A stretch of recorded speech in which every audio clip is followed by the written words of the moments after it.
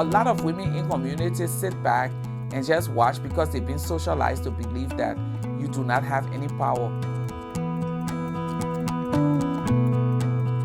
I'm a social activist and a feminist, specifically working on the issue of female genital mutilation. I'm actually the youngest MP since ever, I think, since it was 1707 the union started, so not that I'm counting, you know. As a woman, as a black woman filmmaker, there aren't a lot of us. And so I found that the reason why there aren't a lot of us is because there isn't a lot of support. And so instead of not doing something, I just figure out a way to do it without the support. I fell in love with physics when I was about 13. I always knew it was what I wanted to study at university. But quite honestly, girls and careers weren't really talked about much then, and I don't think I thought about a career at all. I expected to get married at, I don't know, 25, have a family, and that would be it. And that was just the norm.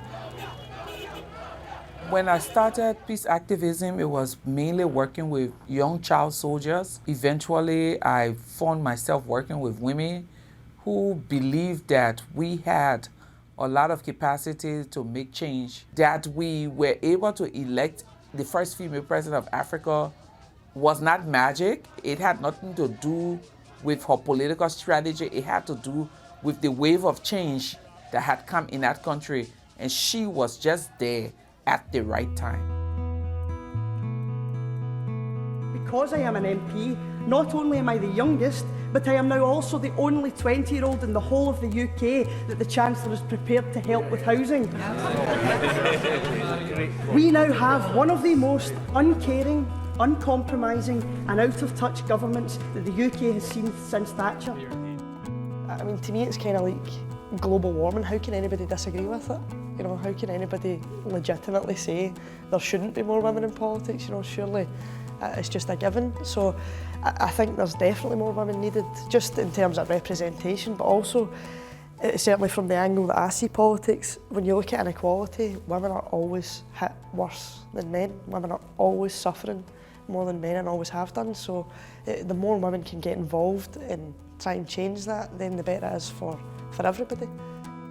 The regime of Bashar al-Assad, Russia, Iran, and their affiliated militia are the ones responsible for what the UN called a complete meltdown of humanity. I had been a sports reporter, so I decided to try my luck at being a correspondent and became a journalist in the former Yugoslavia, covering the wars that caused such heartbreak for so many Europeans. I became more familiar with how government worked, why it didn't work. It seemed to me that maybe it would be more efficient to be inside the institution trying to secure those better outcomes, those more noble outcomes, than to be on the outside throwing darts at US officials, which had been my tendency. The more that we can turn the cause of women's empowerment, not just, you know, in effect from being the right thing to do, which everybody kind of intellectually, many people at least agree it's the right thing to do, but if we shifted it to it also being the smart thing to do, and in everybody's interest, and not just rely on values, I think we'd have more success. My FGM happened completely out of context. I was freely educated. I wasn't forced to, like, you know, be religious. I wasn't told that I couldn't do what boys could do. I was given no boundaries or no kind of limits on my ambition. That was one of the main reasons why I never spoke out for over 20 years, because I thought I'm not a poor African girl. I don't want people to be thinking of me as this victim. And then in 2006, I went to a school in Bristol. I met these young girls who could have been me, and there was 14 of those girls, and 13 of them had FGM. And then I remember it was like, you know, in that moment that my silence was complicit, because everybody was still thinking that it didn't happen in the UK. It was all to do with culture. It wasn't like, so all these are the kind of misconceptions.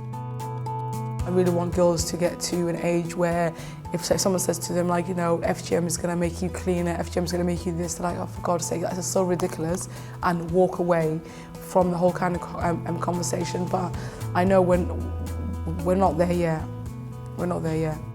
It seems to me that we still bring up young girls to be frightened and to conform.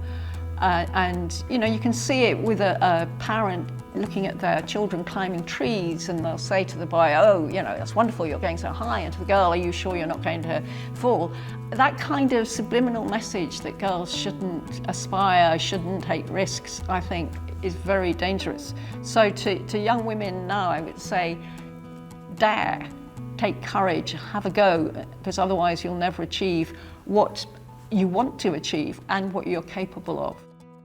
I'm 66, so I get mostly things for people that age, and there aren't a lot of things, but they're wonderful, interesting projects that never would have existed, even 10 years ago.